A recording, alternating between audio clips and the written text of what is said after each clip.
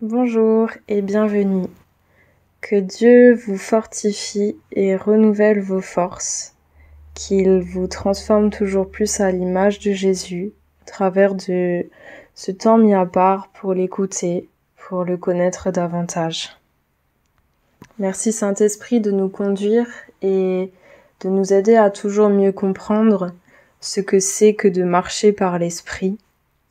Et aide-nous vraiment à être disposés à lâcher prise, à te faire confiance et à renoncer au fait de marcher par la chair.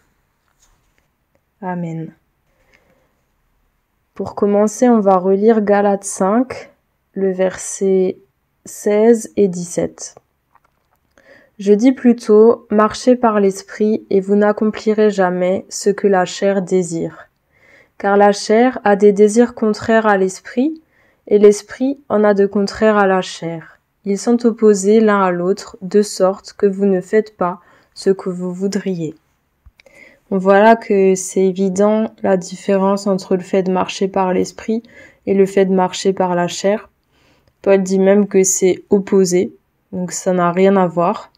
Et donc forcément, il y a un sacrifice, il y a un prix à payer pour passer de l'un à l'autre. On va relire Éphésiens 4, le chapitre en entier, qui parle aussi de ça. Je vous encourage donc, moi le prisonnier dans le Seigneur, à vous comporter d'une manière digne de l'appel que vous avez reçu, en toute humilité et douceur, avec patience.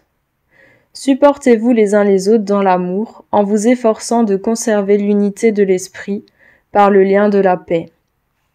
Il y a un seul corps et un seul esprit, tout comme vous avez aussi été appelés dans une seule espérance, celle de votre appel. Il y a un seul Seigneur, une seule foi, un seul baptême, un seul Dieu et Père de tous, qui est au-dessus de tous, par tous et en tous. Mais à chacun de nous, la grâce a été accordée selon la mesure du don du Christ. C'est pourquoi il dit, « Il est monté dans la hauteur, il a emmené des captifs, il a fait des dons aux humains. » Or, que signifie il est monté sinon qu'il est aussi descendu dans les régions inférieures sur la terre? Celui qui est descendu, c'est le même qui est monté au-dessus de tous les cieux, afin de remplir tout. C'est lui qui a donné les uns comme apôtres, d'autres comme prophètes, d'autres comme annonciateurs de la bonne nouvelle, d'autres comme bergers et maîtres, afin de former les saints pour l'œuvre du ministère, pour la construction du corps du Christ, jusqu'à ce que nous soyons tous parvenus à l'unité de la foi et de la connaissance du Fils de Dieu, à l'état de l'homme adulte, à la mesure de la stature parfaite du Christ. Ainsi, nous ne serons plus des tout-petits ballottés par les flots et entraînés à tout vent d'enseignement, joués et égarés par la ruse et les manœuvres des gens. En disant la vérité dans l'amour, nous croîtrons à tous égards en celui qui est la tête, le Christ.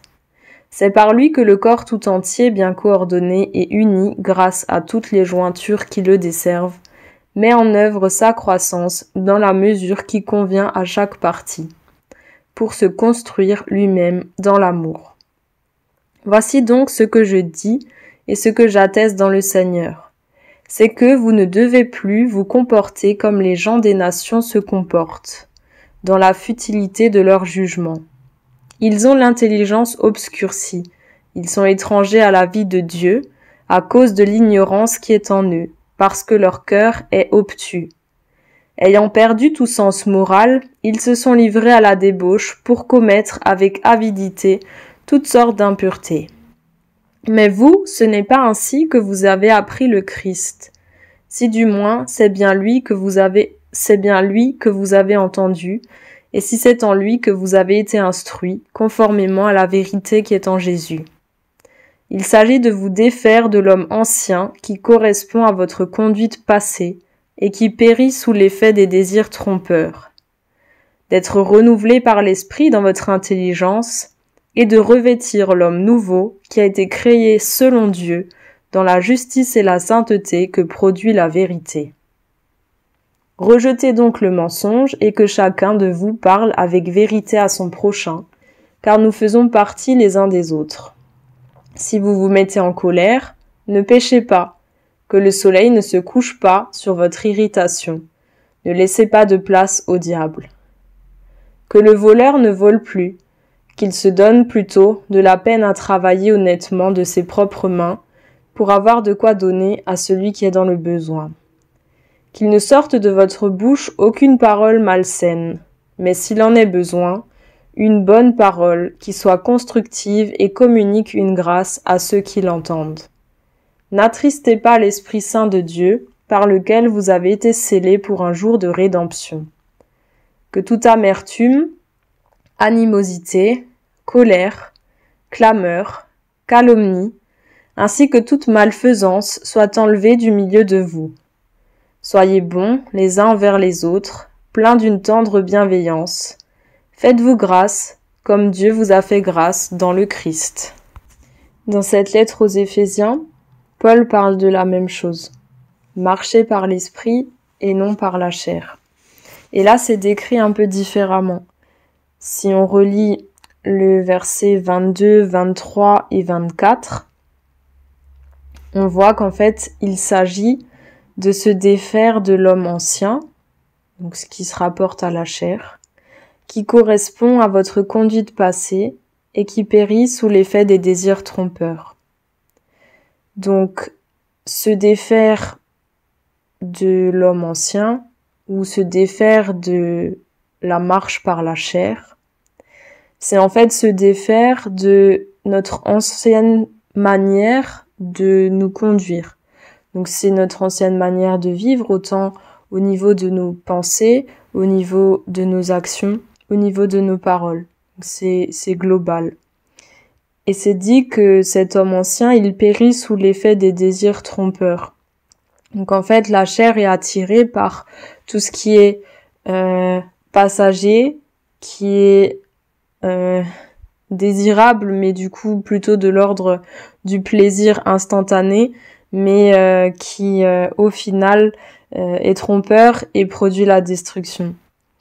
Et pour pouvoir passer dans une marche par l'esprit, il y a le passage qui est nécessaire du renouvellement. Être renouvelé par l'esprit dans notre intelligence. Donc c'est que tout soit retourné pour que notre façon de penser, notre façon d'agir, notre façon de parler puisse changer. Et ça, c'est l'œuvre du Saint-Esprit. En collaboration avec nous, il faut bien qu'on le veuille. Il faut le laisser nous renouveler dans notre intelligence. Et ensuite, nous pouvons revêtir l'homme nouveau, qui a été créé selon Dieu dans la justice et la sainteté que produit la vérité. Donc, ce que Dieu dit, c'est vrai. Donc, lorsqu'il parle de nous, lorsqu'il dit qui nous sommes, à quoi nous devons ressembler, c'est la vérité. Donc, il s'agit pour nous de croire et de rechercher ces choses-là. Et c'est ça, en fait, de revêtir l'homme nouveau. C'est ça, de marcher par l'esprit. Et plus concrètement, on voit plein de petits détails de ces deux aspects. Donc, on peut commencer par le fait de marcher par la chair. Donc, c'est lorsque l'intelligence est obscurcie, lorsqu'on est étranger à la vie de Dieu, lorsqu'on est ignorant, lorsqu'on a un cœur obtus, rebelle. Et là, dans ces cas-là, on se livre à la débauche, l'avidité et l'impureté. Donc ça, c'est les versets 18 et 19. Et un peu plus loin, il y a le mensonge, le fait de voler, le fait de prononcer de mauvaises paroles. Et puis le verset 31 qui résume différentes caractéristiques, l'amertume, l'animosité, la colère, la clameur, la calomnie et toute malfaisance. Donc voilà plein de choses qui sont rattachées à l'homme ancien ou à la chair. La chair voudrait s'exprimer au travers de ces choses, au travers du mensonge, au travers du vol, au travers de mauvaises paroles, au travers de colère, d'amertume, de malfaisance. Mais Dieu nous appelle à laisser le Saint-Esprit renouveler notre intelligence et à revêtir l'homme nouveau, à marcher par l'Esprit. De quelle manière? Comme Dieu nous a créés dans la justice et dans la sainteté. Et alors marcher par l'Esprit, c'est quoi?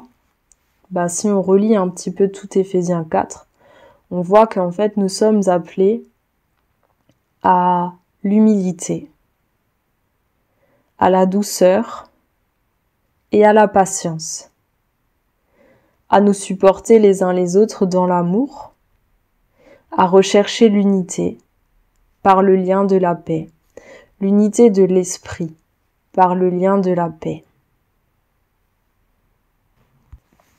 Nous sommes appelés à dire la vérité dans l'amour. Nous sommes appelés à répandre de bonnes paroles qui soient constructives et qui communiquent une grâce à ceux qui l'entendent. Donc ça encore, quand on marche par l'Esprit, quand on laisse le Saint-Esprit renouveler notre intelligence, inspirer nos paroles, eh bien, celui qui écoute cette parole, il pourra recevoir une grâce de la part de Dieu simplement en écoutant. Donc ça, c'est l'œuvre de Dieu. De la même manière que la vie selon la chair ou selon l'homme ancien amène à la destruction, la vie selon l'esprit ou selon l'homme nouveau amène à la construction, à l'édification, la construction de quelque chose d'inébranlable.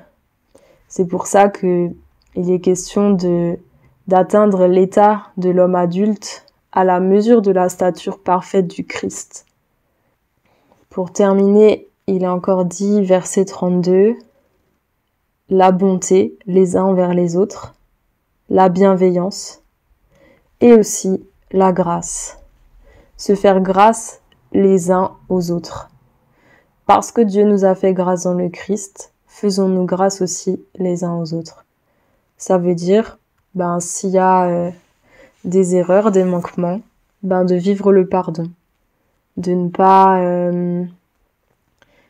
pas attiser la colère, de ne pas remuer le passé, mais de vraiment couvrir les fautes par l'amour et de nous efforcer de conserver l'unité par le lien de la paix. Et tout cela, c'est prévu que nous le vivions, chacun, chacune, personnellement, dans tous les détails de nos vies. Mais ce n'est pas possible de le vivre seul dans son coin. On comprend dans ce passage l'importance de l'Église, l'importance de ceux que Dieu nous donne pour qu'on puisse les prendre en exemple et être encouragés par eux pour avancer, pour continuer à être toujours plus comme Jésus. Et c'est indispensable pour nous de rechercher cela, de rechercher la communion fraternelle. Et une communion fraternelle qui soit pas juste de l'ordre charnel au sens passer du temps ensemble, mais vraiment de l'ordre spirituel, se réunir pour grandir, pour en apprendre davantage sur Jésus et pour être transformé à son image. Pour que des bonnes paroles constructives qui communiquent une grâce à ceux qui écoutent soient données et que les vies soient transformées. Voici l'œuvre de l'Esprit. Oui, merci Seigneur parce que tu as tout accompli pour que nous puissions nous défaire de l'homme ancien pour revêtir l'homme nouveau, celui qui a été créé dans la justice et la sainteté que produit la vérité. Merci parce que par ton sacrifice, Jésus, c'est possible pour nous de devenir des hommes et des femmes qui te ressemblent. Alors aujourd'hui, en ayant relu Éphésiens 4, en ayant écouté ce qui correspond à la chair, ce qui correspond à l'esprit, aujourd'hui nous voulons nous placer devant toi et et être sincère, être honnête, te montrer, faire un bilan de nos vies, de nos cœurs et te montrer toutes choses et te dire que oui, nous reconnaissons ces choses-là qui sont de l'homme ancien et nous voulons vraiment nous en défaire. Alors aujourd'hui, nous choisissons de renoncer aux mensonges. Nous choisissons de renoncer à toute forme de vol ou de détournement. Nous renonçons à toute parole malsaine, à toute amertume, toute animosité, toute colère, toute clameur, toute calomnie, toute malfaisance. Oui, nous renonçons à laisser encore vivre l'homme ancien, qui a perdu tout sens moral, qui a l'intelligence obscurcie, qui a un cœur obtus, rebelle, orgueilleux. Nous renonçons à toutes ces choses. Nous renonçons aussi à la débauche, à l'avidité et à toutes sortes d'impuretés. Et par ta puissance, Saint-Esprit, nous te demandons que notre intelligence soit renouvelée. Nous accueillons ta présence, Saint-Esprit, qui nous lave de fond en comble, qui nous sanctifie, qui nous rend comme Jésus. Et nous décidons aujourd'hui de laisser vivre l'homme nouveau que tu as créé en nous, de revêtir cet homme nouveau, de marcher par l'Esprit, de nous comporter d'une manière digne de l'appel que nous avons reçu, l'appel à être tes disciples, à être comme toi, Jésus, à nous revêtir d'humilité, de douceur, de patience. Oui, nous choisissons de faire fructifier ces qualités que tu nous as données dans nos vies. L'humilité, la douceur, la patience, l'amour, la paix, la grâce manifestée les uns vers les autres pour conserver cette unité par le lien de la paix, la bonté, la bienveillance, la vérité, les bonnes paroles qui sont constructives et qui communiquent une grâce à ceux qui les entendent. Oui, nous voulons marcher par l'Esprit et nous choisissons de marcher par l'Esprit parce que c'est ce que tu as prévu pour nous, Seigneur, et nous le croyons.